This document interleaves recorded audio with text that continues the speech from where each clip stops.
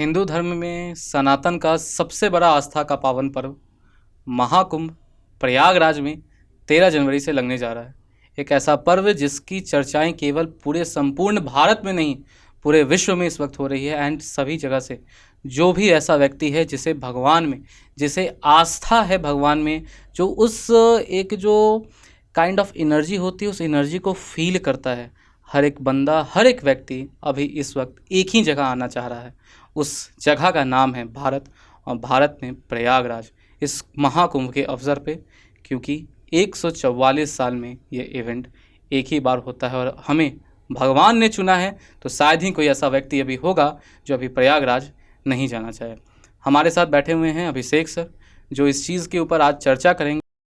सबसे पहला प्रश्न अभिषेक सर जो मैं आपसे कहना चाह रहा हूँ, यो इस वर्ड के ही ऊपर में, कुंभ।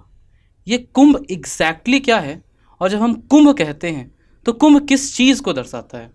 सर, कुंभ जो है, कुंभ का मतलब जो होता है, शाब्दिक अर्थ जो होता है कुंभ का, वो होता है घड़ा या फिर कलश। ये उसका शाब्दिक अर्थ होता है। लेकिन ये जो कुंभ है, इसके पीछे बहुत ही बड़ी एक हिंदू माइथोलॉजी में एक स्टोरी है। और उस स्टोरी में ऐसा बोला जाता है कि समुद्र मंथन किया गया था। समुद्र मंथन जो कि किसके बीच में था?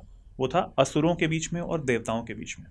देवता और असुर दोनों चाह रहे थे कि जो अमृत है वो नहीं मिल पाए।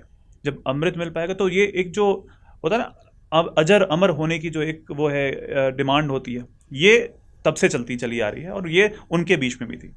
तो ये पूरी स्टोरी इसी के ऊपर आती है। इसमें समुद्र मंथन हुआ। समुद्र मंथन चला लगभग 12 दिव्य दिनों तक, और वही 12 दिव्य दिन जो है ये हमारे 12 साल होते हैं। इसके बारे में भी हम बात करेंगे। तो जो 12 दिव्य दिन थे ये चला, और इसके बाद में जब समुद्र मंथन हुआ, अमृत निकला, उससे अमृत के लिए छेड़छाड़ होने लगी, खींचातानी होने लगी उसमें कि किसको मिलना चाहिए।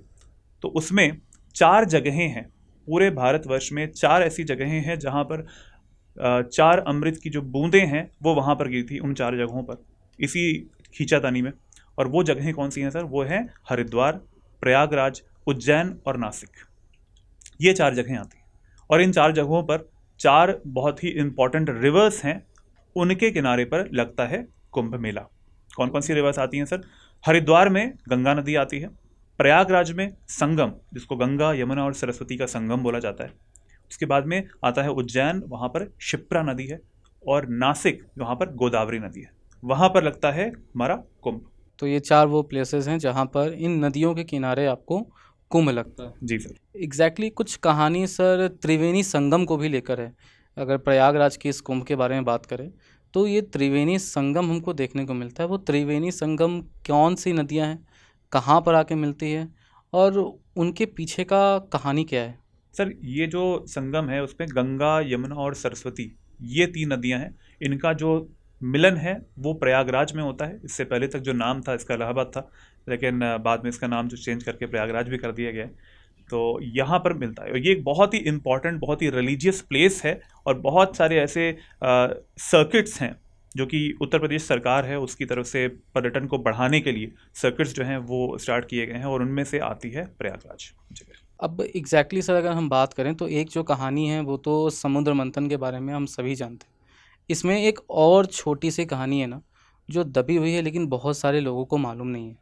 ये कहानी आपको ना, एक महर्षि थे, ऋषि कश्यप नाम था। उनकी 2 पत्नियां थी, एक का नाम था कद्रा और दूसरा का नाम था विंता। और ये दोनों आपस में आपको सर बहनें थी।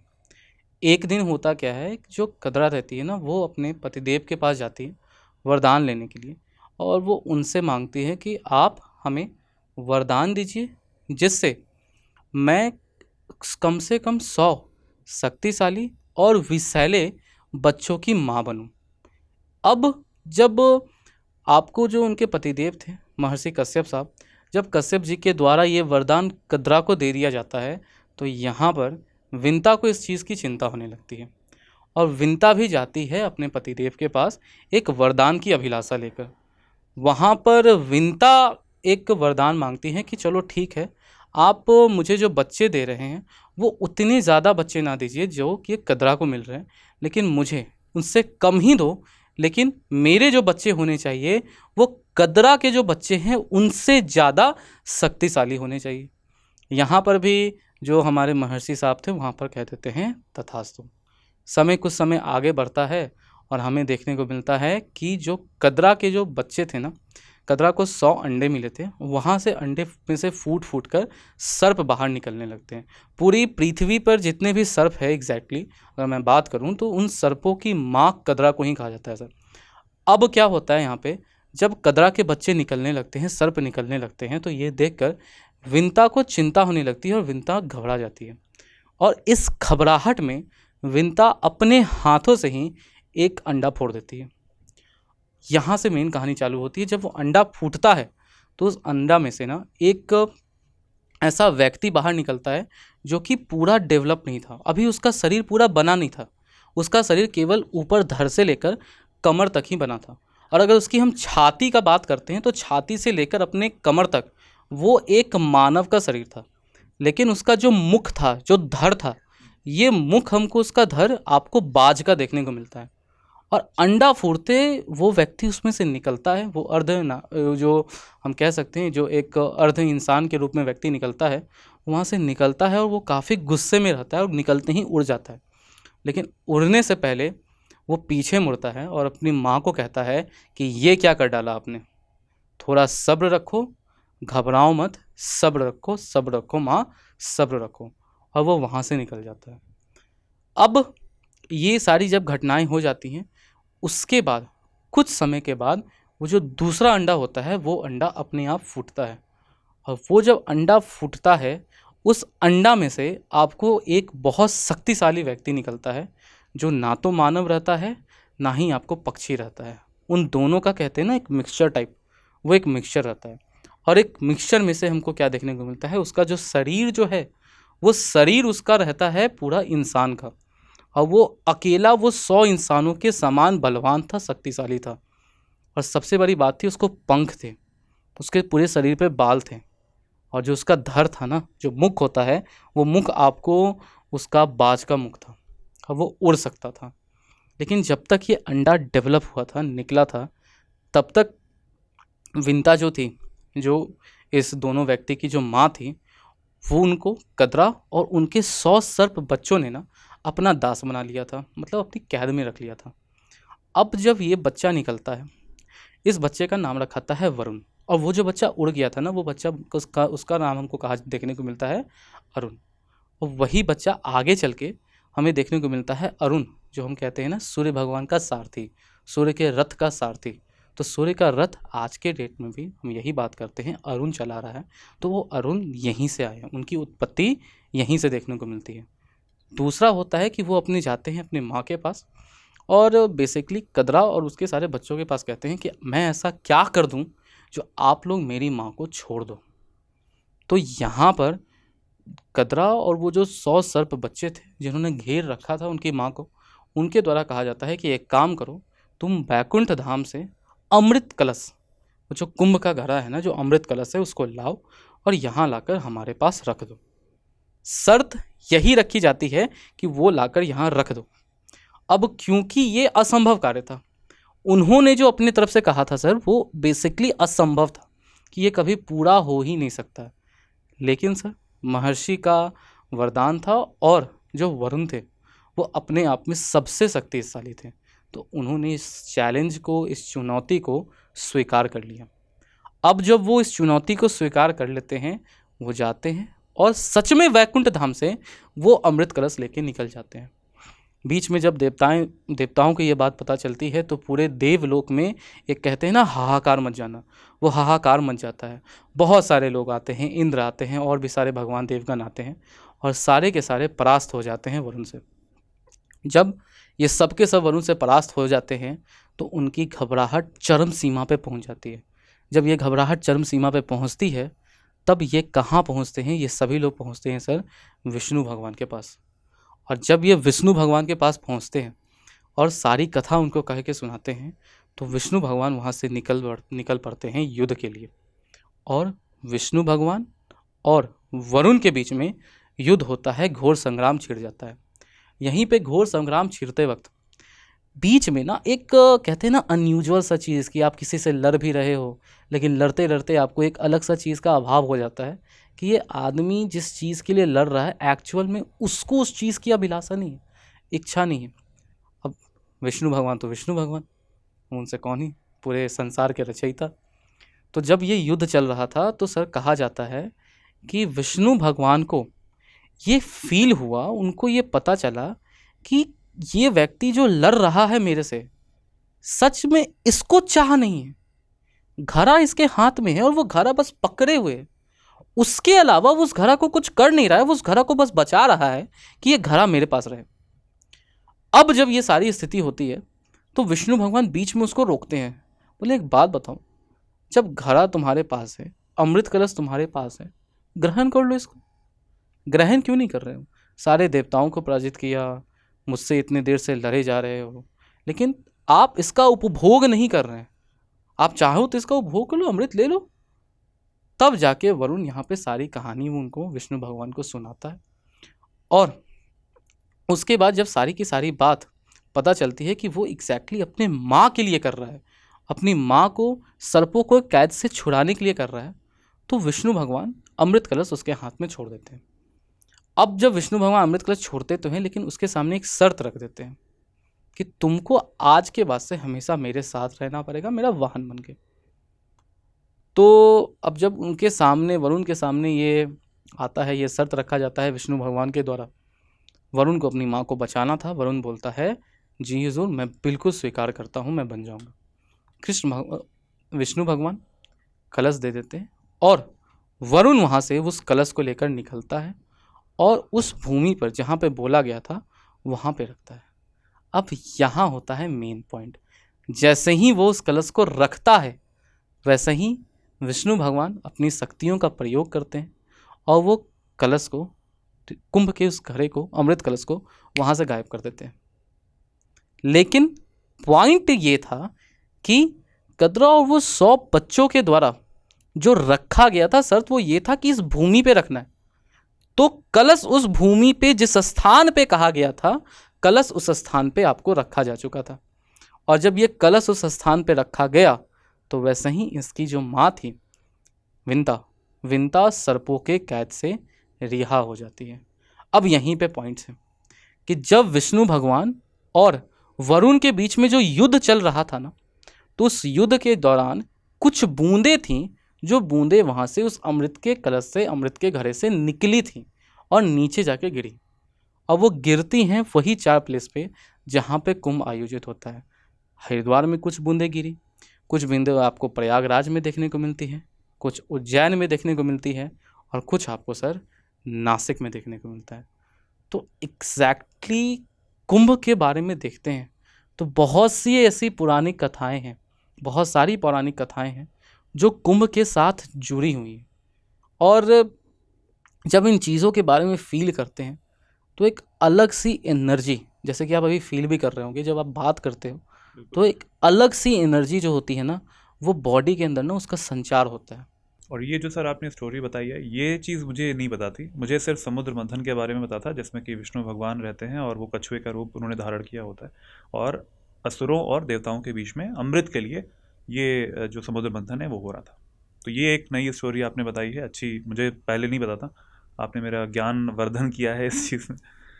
अब सर एक बात आता है, वो एक, सब कुछ तो हो गया, कुंभ होता है, ठीक है।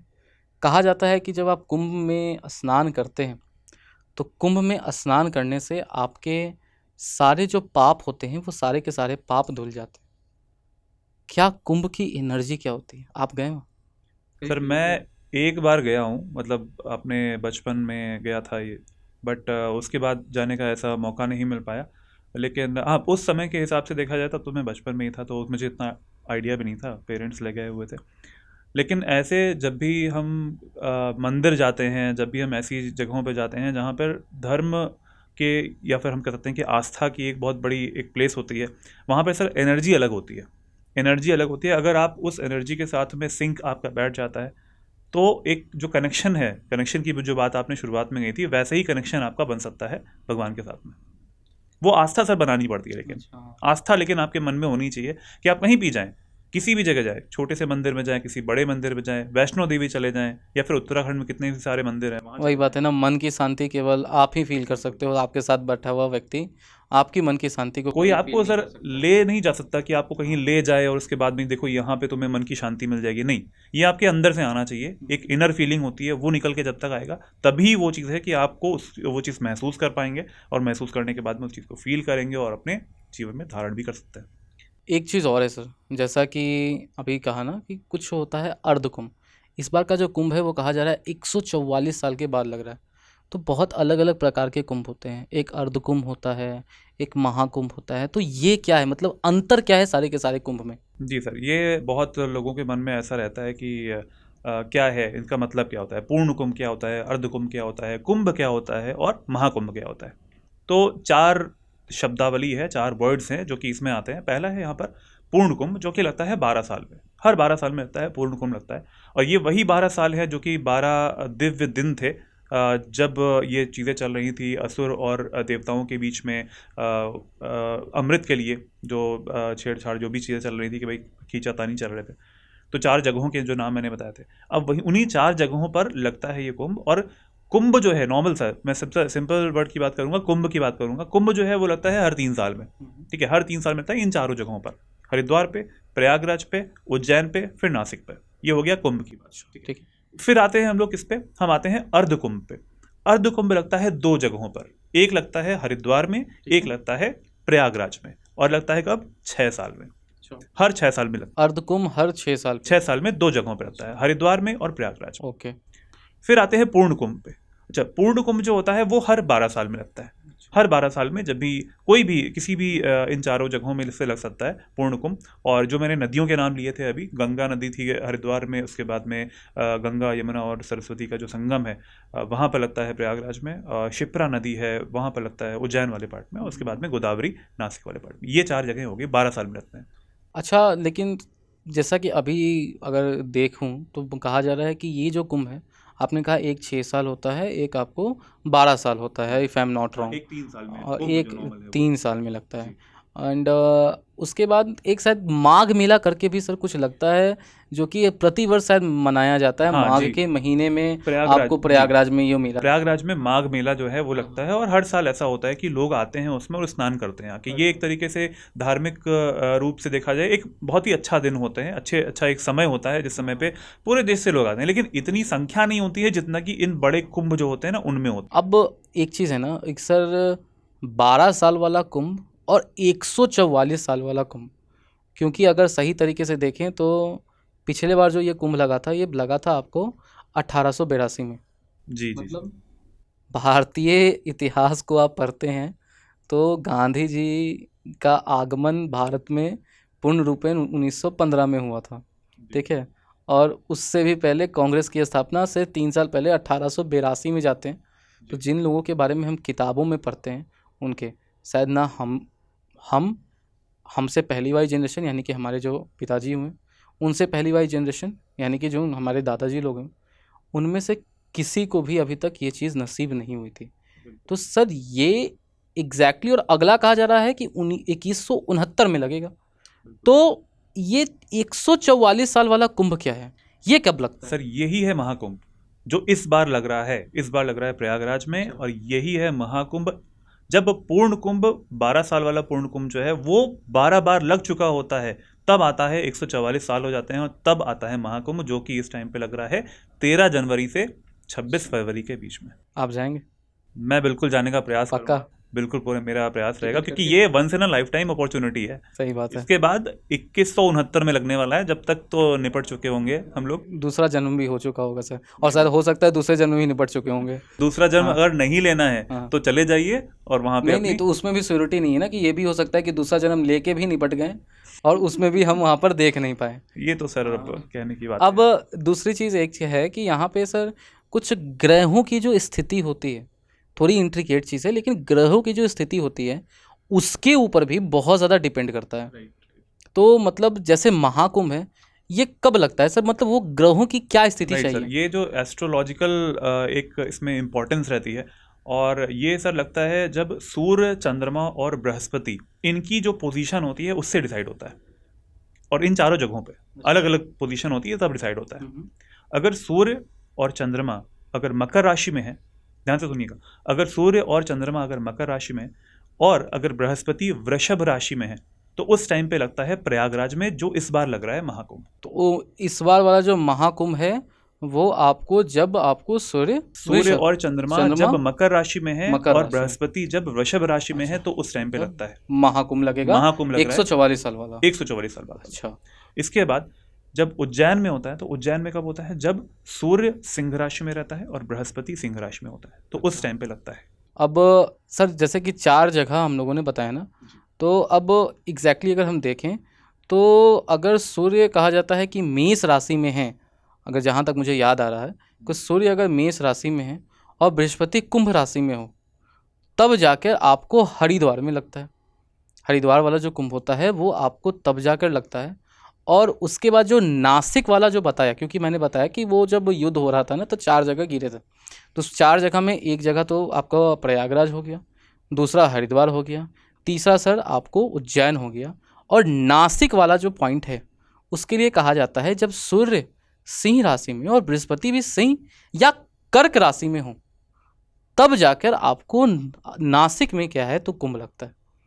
तो मतलब ग्रहों की जो स्थिति है वो डिटरमाइन करती है कि कब क्या लगेगा, किस वक्त लगेगा और कहाँ लगेगा। बिल्कुल सर, किस समय लगने वाला है। और ये लोकेशन जो होती है, ऐसा नहीं होता कि ये जो ग्रह है ना कभी भी ऐसा आ जा रहा है। इनकी पोजीशन जो होती है बिल्कुल एक फिक्स पोजीशन रहती है। आप निकाल सकते हो कि नेक्स्ट टाइम पे इनकी पोजीशन कब आने वाली है, और उसी हिसाब से बहुत सालों से एंशियंट इंडिया से, आप जानते हो ये जो चीज़ें हैं ना सर, ये वेदों में लिखा हुआ है, वेदों में लिखा है, पुराणों में इसका मेंशन है, तो ये तब से चला आ रहा है। और ये सबसे बड़ी रिलीजियस गैदरिंग है पूरे वर्ल्ड की, पूरे विश्व की। आई थिंक इसने शायद लास्ट टाइम जब लगा था तो गिनीज बुक ऑफ रिकॉर्ड भी हम लोगों ने अपना नाम दर्ज करवाया था। और इस बार भी होने वाला है। इस बार हमारे जो मुख्यमंत्री हैं योगी आदित्यनाथ जी, उन्होंने ऐसा बोला हुआ है कि इस बार व्यवस्थाएं ऐसी कर रखी हैं यूपी में, क्योंकि हर बार ऐसा होता है। इससे पहले आपने देखा होगा जब अयोध्या में राम मंदिर का जब प्राण प्रतिष्ठा हो रही थी, तो उस टाइम पे भी लोग बहुत ज़्यादा थे। उसके बाद भी लोग आए भी, पर्यटन बढ़ रहा है। और उसी पर्यटन के बढ़ने में यहाँ पर, चूँकि ये बहुत सालों बाद लग रहा है, पूरे भारत से लोग आएंगे, भारत के अलावा पूरे विश्व से लोग यहाँ पर आने वाले हैं, और इस जगह पे लगने वाला है। तो पूरी व्यवस्थाएं कर रखी हैं यूपी सरकार ने, योगी सरकार ने, तो वो चीज़ें यहाँ पर हमें देखने को भी मिलेंगी। सर इसमें ना तो सुना जाता है कि अलग अलग ना शाही स्नान होते हैं। अच्छा, एक बात अगर उसके ऊपर हम चलते हैं तो जैसा कि हम देख रहे हैं कि मकर संक्रांति आने वाला है, जैसे फेमसली हम दही चूड़ा के नाम से जानते हैं, खाते हैं आप? जी। तो मतलब ये जो मकर संक्रांति है, जिस प्रकार से ये जो ग्रहों की जो दिशा है, शायद इसी चीज़ के लिए हम कह सकते हैं कि यह को मकर संक्रांति से ही चालू हो रहा है। बिल्कुल सर, ये जो चीज़ें हैं ना सर बिल्कुल डिसाइडेड हैं। एक जो होता है ना, हम लोग के घरों में सर लगा रहता था पंचांग, लगा रहता था पंचांग कैलेंडर। तो पंचांग में क्या होता है, सारी डेट्स फिक्स रहती हैं। नेक्स्ट ईयर का भी जो है वो जो पंडित जो होते हैं, लोग होते हैं, वो निकाल सकते हैं। तो ये जो चीज़ें हैं वो सब सर ग्रहों की पोजीशन से फिक्स होती हैं, और वही जो है यहाँ पर डिसाइड भी करता है ये सारी चीज़ें। अच्छा। और इस बार लगने वाला है कब से सर? 13 जनवरी से 26 फरवरी। 13 जनवरी से 26 फरवरी तक। बिल्कुल। और सर इसमें एग्जैक्टली अगर मैं बात करूँ ना तो मतलब बहुत सारे स्नान होते हैं। जैसे पहला जो होता है ना तो उसको हम शाही स्नान कहते हैं। तो प्रथम स्नान होता है वो शाही स्नान होता है, जो आपको मकर संक्रांति के दिन होता है। अब इस स्नान में जो आपको जो अखाड़ा के जो साधु होते हैं ना, नागा साधु लोग, वो लोग करते हैं, वो लोग का यहाँ पे स्नान होता है। बेसिकली मैं आपको बता रहा हूँ, अगर आपको जाना हो तो मैं आपको डेट्स बता देता हूँ, आप उस डेट को जा सकते हैं। मेरा ज्ञान वर्धन करने में आप बिल्कुल हमेशा काम पहला उस दिन होता है। अब पहला हो गया आपको मकर संक्रांति के दिन। दूसरा अगर आपको जाना है तो आप मौनी अमावस्या के दिन जा सकते हैं। जो दूसरा रेगुलर स्नान होना वो आपको मौनी अमावस्या के दिन होता है। उसके बाद हम देखते हैं कि जो तीसरा है ना, बसंत पंचमी, जिस दिन सरस्वती पूजा है, उस दिन एक स्नान होती है। उसका महत्व ऐसे तो 6-7 होते हैं, 5-6 के आसपास होते हैं, बहुत सारे होते हैं, लेकिन अगर मैं प्रमुख के बारे में बात करूँ, जो तीसरा वसंत पंचमी के दिन होता है, उसका जो सिग्निफिकेंस है बहुत होता है। अगर वो भी मिस हो जाए तो एक लास्ट डेट है जो आपने बताया 26 फरवरी।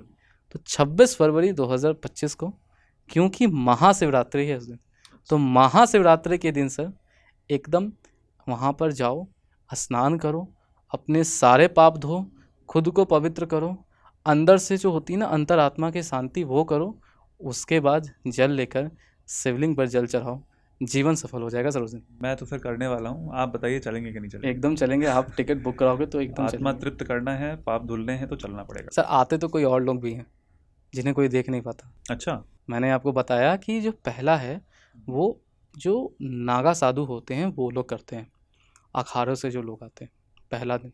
लेकिन उसके पहले भी कोई आता है, उससे बड़े वाले साधु होते हैं, जो मतलब होता है ना कि एक सबसे उस लेवल पे जहाँ पे उनका और भगवान, वो जो लाइन है ना, वो लाइन जो रेखा है, वो रेखा आपको मिटी हुई नज़र आती है। मतलब जो पूरा एक जो सिंक है ना, जो असेंबली है वो आपको हो जाता है। तो ये जो चीज़ है ना, कहा जाता है कि अगर आप पीछे कुंभ के जितने भी आपको कुंभ लगे, अगर आप 1882 में चले जाओ या उससे पहले चले जाओ, जो भी कुंभ लगा है, तो वहाँ पे कुंभ का जो पहला दिन होता है ना, वहाँ ये अखाड़ा वाला जो स्नान है उससे पहले, ठीक वो होने से पहले एक बहुत तेज आंधी आती है और पूरी धुंध से बड़ी आंधी आती है। इसमें कोई व्यक्ति कुछ नहीं देख सकता है। ऐसी आंधी मानो लगता है कि वो सब कुछ तबाह करके ले जाएगी। और जब आप कुंभ के लिए करते हैं, आयोजन करते हैं, तो आपको इस बात का मानना पड़ता है। ये बहुत बड़ी बात है सर, लोग इन चीज़ों में नहीं मानते हैं। लेकिन अगर मैं एज अ डीएम के तौर पे हूँ और मेरे पास है कि मुझे आयोजन करना है, तो मुझे उस चीज़ को, उस फैक्टर को लेना पड़ेगा, क्योंकि वो आंधी आती ही आती है। और माना जाता है कि उस आंधी में आपको वो साधु आकर स्नान करके जाते हैं जिन्हें हम देख नहीं सकते। और जब एक बार उनका स्नान हो जाता है ना, तभी जो कुंभ है वो कुंभ की शुरुआत होती है।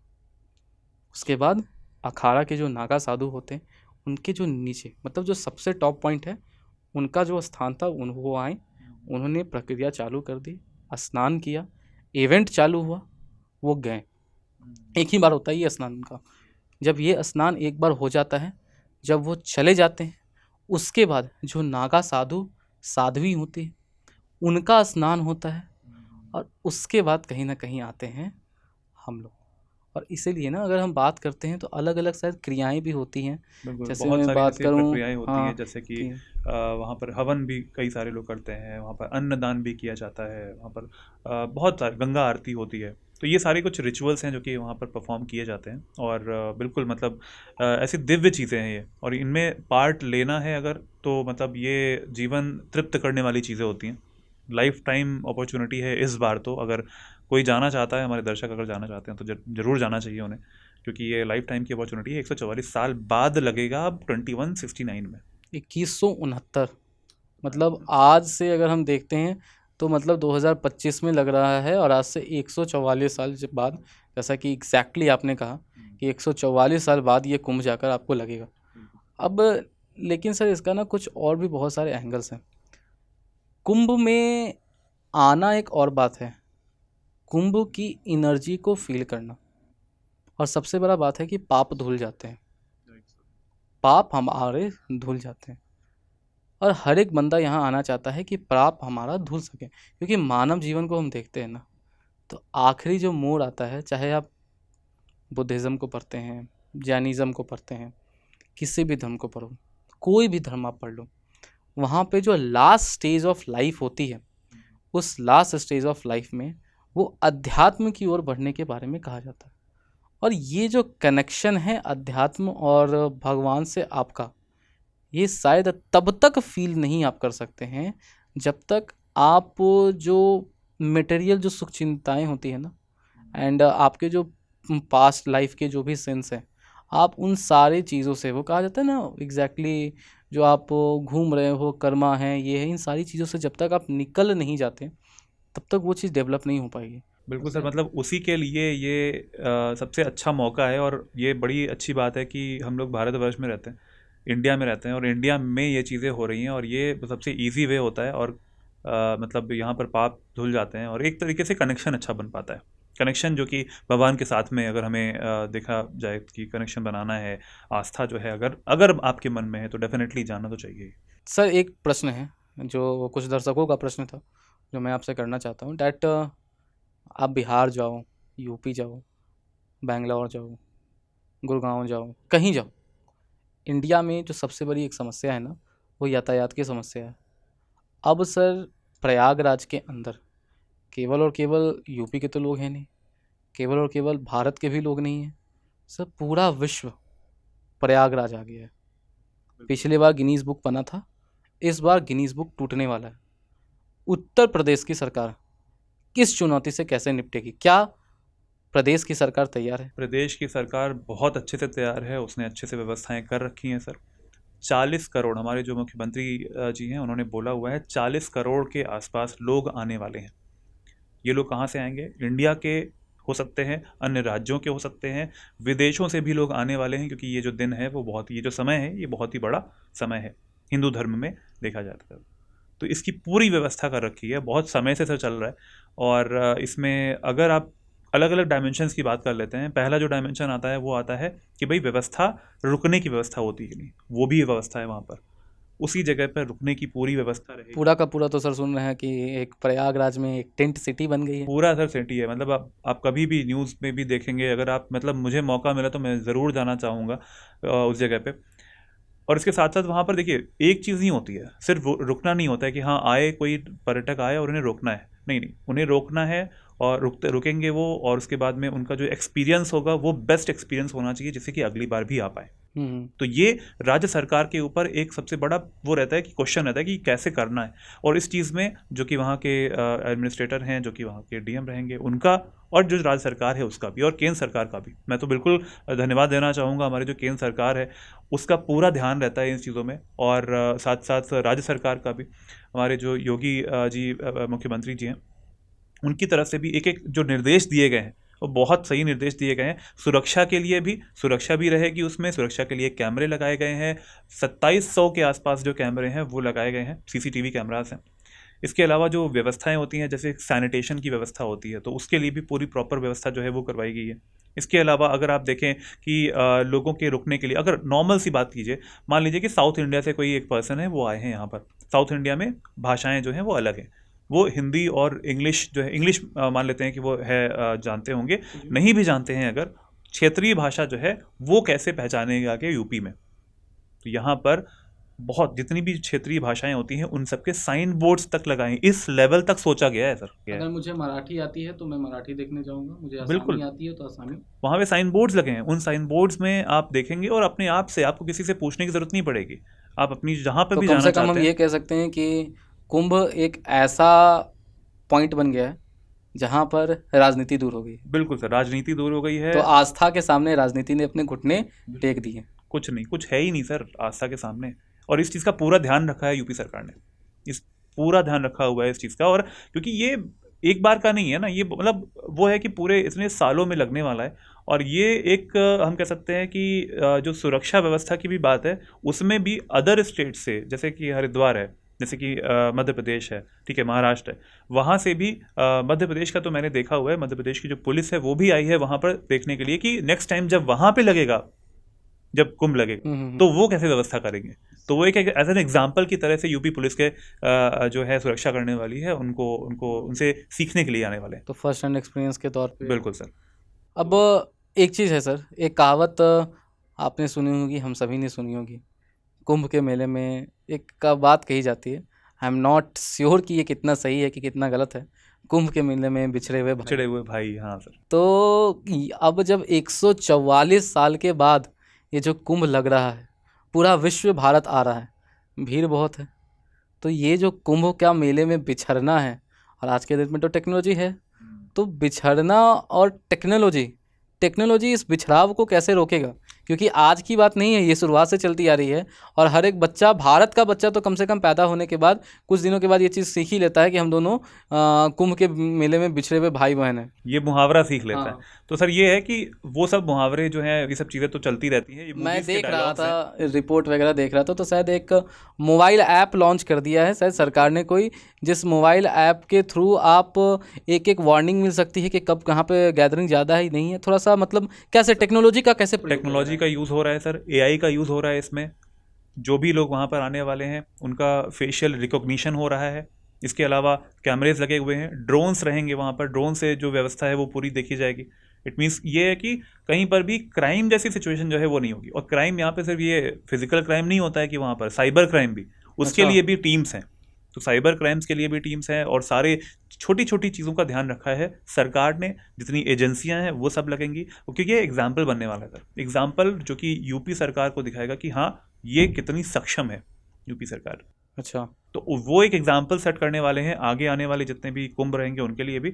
और किसी को भी जो भी आ रहे हैं, टूरिस्ट आ रहे हैं, अगर किसी इंडियन स्टेट से आ रहे हैं या फिर किसी अदर कंट्री से आ रहे हैं, तो उनको वो अगर वापस जाएं तो इस चीज़ को लेके जाएं कि हाँ भाई, अगर गवर्नमेंट ने जो मेजर्स किए थे वो बिल्कुल सही मेजर्स किए थे और नेक्स्ट टाइम पे वो आना चाहेंगे। ये सबसे बड़ा ध्यान रखा गया है इस चीज़ में। तो इस बार अगर कोई कुंभ आ रहा है तो मैं आपसे सुनने के बाद पूरी जनता को कह देना चाहता हूँ कि भैया दिल खोल कर आइए, आप बिछड़ेंगे नहीं। बिल्कुल और देखिए ये वाली जो कहावत है इस बार दोबारा नहीं होगी कि कुंभ के मेले में दो भाई बिछड़ गए। हर चीज़ की व्यवस्था करी गई है सर। मतलब ऐसा है कि वहाँ पर अगर आप देखेंगे कि पानी की निकासी की व्यवस्था, सैनिटेशन की व्यवस्था, सॉलिड वेस्ट मैनेजमेंट जो है वो एक एक चीज़ का ऑर्डर है। अगर आप देखें कि सिंगल यूज़ प्लास्टिक जो है उसको बैन किया हुआ है, सिंगल यूज़ प्लास्टिक वहाँ पे बैन है। इन सब चीज़ों का इन्वायरमेंटल जो चीज़ें होती है ना, कि लोग बहुत ज़्यादा इकट्ठा होने वाले हैं और उसके बाद में बहुत ज़्यादा वहाँ पर कचरा हो जाएगा, कूड़ा हो जाएगा, ऐसा बिल्कुल नहीं होने वाला है। जो सॉलिड वेस्ट मैनेजमेंट है उसकी पूरी टीम्स रहेंगी। जैसे जैसे सॉलिड वेस्ट वहाँ पे बनता जा रहा है उस चीज़ को वहाँ से हटाया जाएगा, उसको डंप किया जाएगा कहीं और, उसको पूरी तरीके से। और जो कई बार ऐसा भी न्यूज़ में आता है कि जो नाले हैं उनका पानी वहाँ पर आ रहा है, एसटीपीज भी लगाए हैं, सीवेज ट्रीटमेंट प्लांट्स हैं, एफ्लुएंट ट्रीटमेंट प्लांट्स हैं, ईटीपीज हैं, वो लगाए गए हैं और उनका जो ट्रीटेड वाटर है वो वहाँ पे आएगा। तो ऐसा कुछ न्यूज़ में ऐसी हमेशा आर्टिकल्स आते रहते हैं कि वहाँ पर जो पानी है वो गंदा हो सकता है या फिर वो ट्रीटेड वाटर नहीं होगा। बट इस चीज़ में मेजर्स लिए गए हैं, सरकार ने भी मेजर्स लिए हैं। तो हम ये नहीं बोल सकते कि किसी के भी हेल्थ के ऊपर कोई भी दिक्कत आने वाली है। अच्छा, तो मतलब एग्जैक्टली हम कह सकते हैं कि जो कुंभ है, जो अमृत है, वो पूरा अमृत है। पूरा आज अमृत है। की जो मॉडर्न डे एक जो मानवों के द्वारा रचा गया जो प्रदूषण है, वो उस अमृत को छू भी नहीं सकता है। ये इंश्योर कर रखा है ये प्रदेश की पूरा पूरा सरकार ने। इंश्योर कर रखा है और ऐसी चीज़ें नहीं होंगी, बिल्कुल भी नहीं होंगी और लोग आके इसको फील भी करेंगे। सुरक्षा की व्यवस्था है, रहने की पूरी व्यवस्था है, पीने के पानी की व्यवस्था, सैनिटेशन की व्यवस्था, कूड़ा कचरे की व्यवस्था रहेगी, सिक्योरिटी की व्यवस्था रहेगी, कैमरेज रहेंगे वहाँ पर, पुलिस पर्सनल रहेंगे, हेल्प करने के लिए लोग भी रहेंगे वहाँ पर। ठीक है, ऐसा भी नहीं होगा कि भाई कोई है ही नहीं, साइन बोर्ड के हिसाब से चले जाइए, नहीं ऐसा नहीं है, लोग हैं वहाँ पर, पूरी टीम्स है उस जगह पे अच्छा। और पूरी जिम्मेदारी के साथ वो टीम्स जो है वो काम करने वाली है। एग्जैक्टली सर, अगर मैं थोड़े से ना बैक जाता हूँ तो बहुत सारे ना कुछ वीडियोस, अभी से नहीं, पिछले कुंभ की जो बात है तो आपको पिछले एक आध महीने से चल रही है, तो बहुत सारे वीडियोस वगैरह देखने को मिल रहे हैं जहाँ पे एक और समस्या होती है सर, क्योंकि नदी है, त्रिवेणी संगम है, आपने कहा, if I am not wrong, Ganga Jamuna और सरस्वती का संगम होता है ये त्रिवेणी संगम, जहाँ पे कुंभ आपको लगता है महाकुंभ लगता है। तो कभी कभार देखने को मिलता है कि भगदड़ मच गई और इतने लोग आपको डूब गए।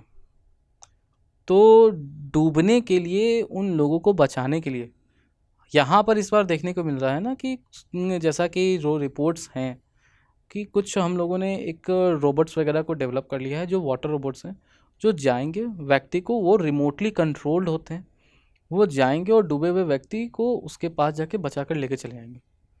तो मतलब साइंस और आस्था, इस महाकुंभ को अगर आगे चल के याद रखा जाएगा तो साइंस और आस्था का एक जो मिश्रण है वो मिश्रण के लिए रखा जाएगा, क्योंकि आज तक ये चीज़ सबसे ज़्यादा देखने को मिलती थी। और दूसरा जो चीज़ कहा, भगदड़, प्रदेश की सरकार भगदड़ से कैसे बचेगी? सर देखिए, उसके पूरे रूल्स सेट हैं वहाँ पर। रूल्स इस तरीके से हैं कि जब भी लोग वहाँ पर जाएंगे, पूरी टीम्स वहाँ पर रहती है। अगर कभी ऐसा होता है कि भगदड़ मचाने के लिए क्या होता है कि कुछ एक न्यूसेंस क्रिएट करने वाले लोग हो सकते हैं, या फिर ऐसा हो सकता है कि कुछ चीज़ें ऐसा फैला दिया गया, भ्रांति फैला दी गई है लोगों में, ऐसा इस तरीके की चीज़ें नहीं होगी। पुलिस पर्सनल वहाँ पर रहेंगे, पूरी जो टीम्स है वो आई हुई हैं, पीएससी के टीम्स वहाँ पर है, बटालियन की पूरी बटालियन जो है वो वहाँ पर रहती है। तो फिर इस बार ऐसा बिल्कुल नहीं होने वाला है। कोई और एग्जाम्पल, ये जो चीज़ है, ये जो रिलीजियस गैदरिंग होने वाली है, ये एग्जाम्पल सेट करने वाली है पूरे अन्य देशों के लिए भी, अदर कंट्रीज़ के लिए भी। मुझे नहीं लगता है कि पूरे विश्व में इतना नहीं होता सर, इतना होता ही नहीं है। 40 करोड़ लोग, यहाँ जनसंख्या नहीं होती है कभी। एक ही शहर में आने वाले हैं लोग, इतने 40 करोड़ लोग, और ये कई देशों की जनसंख्या से भी ज़्यादा है। तो ये जो एक चैलेंज है, इसको चैलेंज को बहुत अच्छे से लिया है यूपी सरकार ने। तो डेफिनेटली ये बहुत अच्छे तरीके से इसको हैंडल भी करेंगे और 26 फरवरी तक ये चीज़ बहुत अच्छे से निकल भी जाएगी। अब दूसरी चीज़ ये है कि यहाँ पे सर जो पर्यावरण है उसका बहुत ज़्यादा ख्याल रखा जा रहा है। अगर सही तरीके से बात करें ना तो एक तकनीक होती है जिसे हम कहते हैं मियावाकी टेक्निक। बेसिकली कल के रिपोर्ट्स के ही माध्यम से अखबार में ये रिपोर्ट छपी हुई थी कि वहाँ पे लगभग 56,000 वर्ग किलोमीटर का एक घना जंगल आपको प्रयागराज में तैयार कर दिया गया है कुंभ के लिए। क्योंकि जब कुंभ लग रहा है तो यहाँ पे हर एक चीज़ पे, हर एक डायमेंशन पे हम कर रहे हैं, क्योंकि इसका इन्वायरमेंटल इम्पैक्ट भी पड़ेगा सर। राइट। इन्वायरमेंटल इम्पैक्ट पड़ेगा, बहुत ज़्यादा पड़ेगा, जो भी हो सकता है। क्योंकि सबसे बड़ी बात है, जब इतनी बड़ी गैदरिंग होगी तो सर वेस्ट मैनेजमेंट सबसे बड़ा प्रॉब्लम आता है कि हम वेस्ट मैनेजमेंट को कैसे मैनेज करेंगे। दूसरा हमको देखने को मिलता है कि दूसरा चीज़ जो है कि गाड़ियों की संख्या भी बढ़ेगा, जाम बढ़ेगा, उससे सर इन्वायरमेंट के ऊपर इम्पैक्ट पड़ेगा। तो इन्वायरमेंटल इम्पैक्ट कुंभ को ऊपर जो एक नकारात्मक प्रभाव डाल सकता है हमारे जीवन के अमृत के ऊपर, तो अमृत को हम कैसे बचाएंगे उससे। इस सब के लिए जैसे आपने बताया मियावाकी फॉरेस्ट वाला होता है, उससे क्या होगा कि जैसे लोग अगर आते हैं तो क्या होगा, बहुत ज़्यादा लोग अगर उस जगह पे हैं तो क्षेत्र लेवल पे देखा जाए, उस एरिया पे देखा जाए तो कार्बन डाइऑक्साइड का लेवल जो है वो बढ़ जाता है। बिल्कुल सिंपल सी बात है, ऐसा होता ही होता है, लोग इतने आते हैं तो। बट उसी के लिए जैसे आपने बताया सबसे अच्छा तरीका है मियावाकी फॉरेस्ट है। फॉरेस्ट जो है वो ऑक्सीजन जो है वो छोड़ रहे होते हैं, तो ये सब हमें तो बिल्कुल स्कूल लेवल पे चीज़ें होती हैं और ये चीज़ें होने भी वाली हैं वहाँ पे ना। मतलब ये पहला टाइम ऐसा लग रहा है कि सरकार ने अपनी पता है पहले से, सरकार ने अपनी पूरी बुद्धि, पूरी पढ़ाई सब लोगों ने एक ही बार लगा दी है। पूरी टीम लगी है सर, पूरी टीम लगी है और कहीं पर भी ऐसा नहीं होने वाला कि कहीं पर कुछ चीज़ें छूट जाएं। हर चीज़ को पहले से सोचा गया है, सोचने के बाद में उस चीज़ को वहाँ पे अप्लाई भी किया गया और पहले से चीज़ें सेट हैं कि अगर ये प्लान सही नहीं होगा तो नेक्स्ट प्लान क्या हो सकता है, इवैक्यूएशन प्लान कैसे हो सकता है, अगर वहाँ पर ऐसा हो गया कि लोगों में भगदड़ मच जाती है तो किस तरीके से इवैक्यूएट करना है, एक एक चीज़, हर चीज़ पर। एक और एंगल है सर, जो आपको एक स्पिरिचुअल एंगल है, वो कहीं ना कहीं लिंक करता है विष्णु भगवान से। विष्णु भगवान का जो मोहिनी अवतार है, विष्णु भगवान का मोहिनी अवतार, और यहाँ पर अगर हम देखने को मिलता है कि जो कुंभ है उसके एक बीच में बहुत बड़ा कनेक्शन है। बेसिकली जो पर्वत था ना, उस पर्वत को जब मथा जा रहा था तो अलग अलग चीज़ें अलग अलग पॉइंट पे निकल रही थी। तो उस पॉइंट पर विष्णु भगवान जैसे ही अमृत कलश लेकर आपके धन्वंतरी निकलते हैं अंदर से, लास्ट में वो निकलता है, तो जैसे ही धन्वंतरी अंदर से लेकर निकलते हैं हमको देखने को मिलता है कि राक्षसों के अंदर, राक्षस तो राक्षस है, कहा जाता है ना, मी बिंग मिंग, तो राक्षस बिंग राक्षस, तो राक्षस यहाँ पे आगे बढ़ते हैं, वो बोलते हैं मैं इस अमृत कलश को ले जाऊंगा। अब वहाँ पे विष्णु भगवान मोहिनी अवतार धारण करते हैं और वो लेके वहाँ से छुमंतर हो जाते हैं। तो विष्णु भगवान का जो मोहिनी अवतार है, अलग अलग अवतार है। एक अवतार में वो वहाँ पर जाकर वरुण से युद्ध लड़ रहे हैं, एक कथा। दूसरा कथा में देखने को मिल रहा है कि विष्णु भगवान बीच में थे और वहाँ पर उन्होंने मोहिनी अवतार में खुद को परिवर्तित किया, वहाँ से वो लेकर निकल गए, मतलब मोहिनी अवतार मोह लिया, वो मोहिनी अवतार में क्या किए, वो वहाँ से निकल गए। अब उसके दौरान क्या होता है कि 4 बूंदें वहाँ से गिर जाती हैं।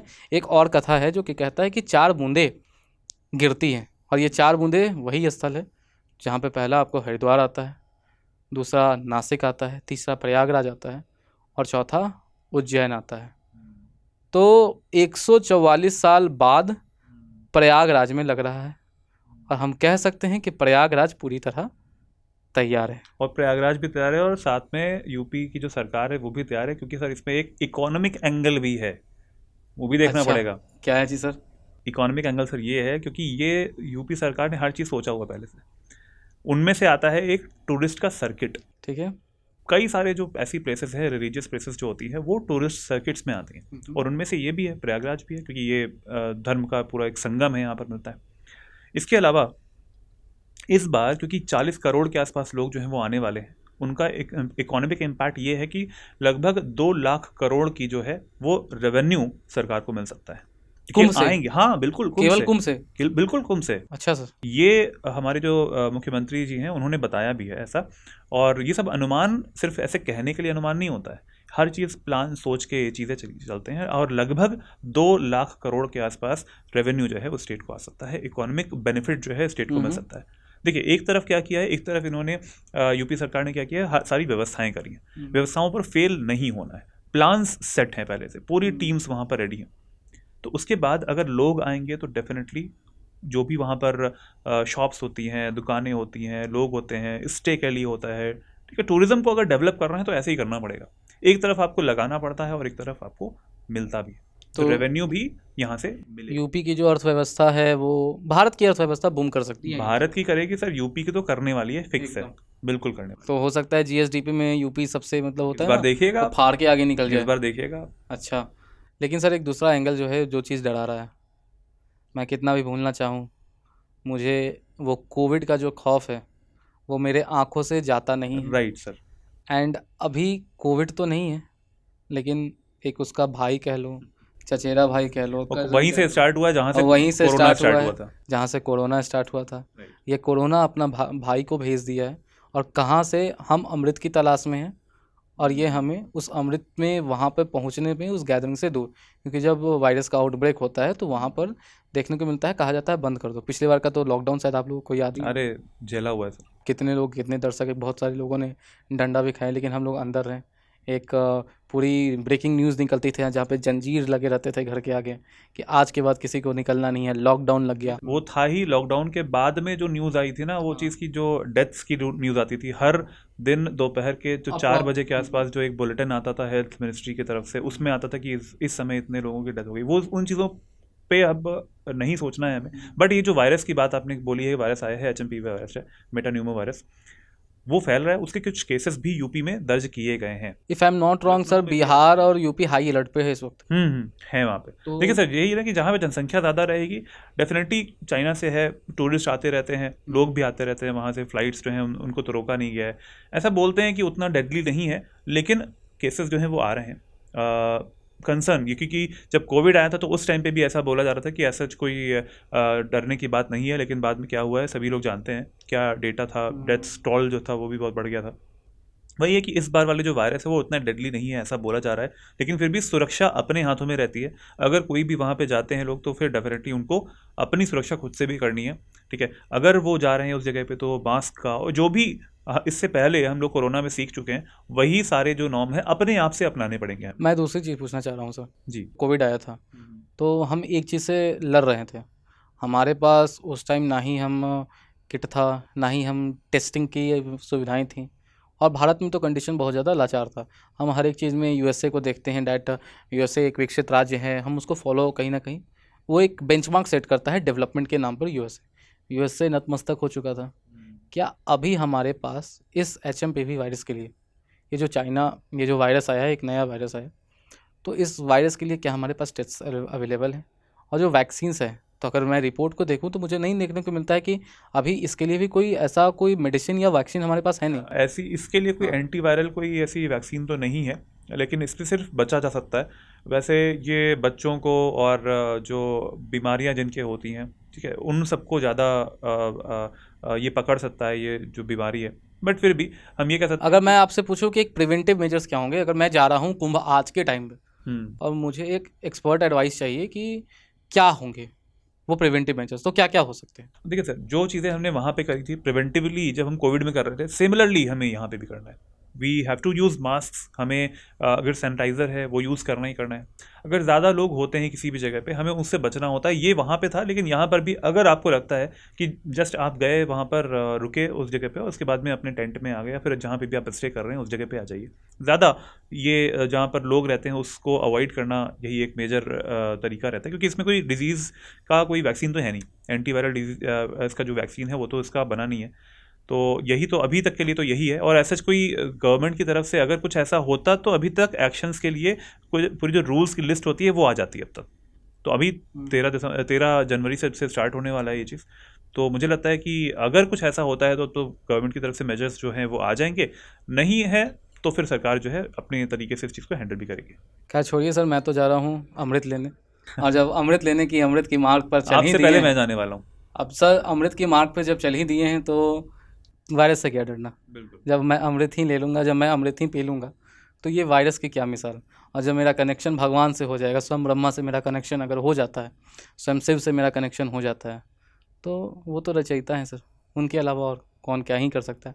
हालांकि ये हमारे लिए है, हम बात कर रहे हैं, मैं कह रहा हूँ आपके लिए नहीं है। जो लोग भी जा रहे हैं, प्लीज़ जो सर ने बताए हैं, जो प्रिवेंटिव मेजर्स हमने कोविड में सीखे हैं, उसको अपना कर जाइए। एंड जी हाँ, जो लोग भी जा सकते हैं जाइए, क्योंकि अगला आएगा 2169। उस वक्त तक शायद आपकी हमारी अगली पीढ़ी भी आ चुकी होगी। तो बने रहिए हमारे साथ स्टडी IQ PCS के ऊपर। एंड मिलते हैं, तब तक के लिए थैंक यू एंड जय हिंद।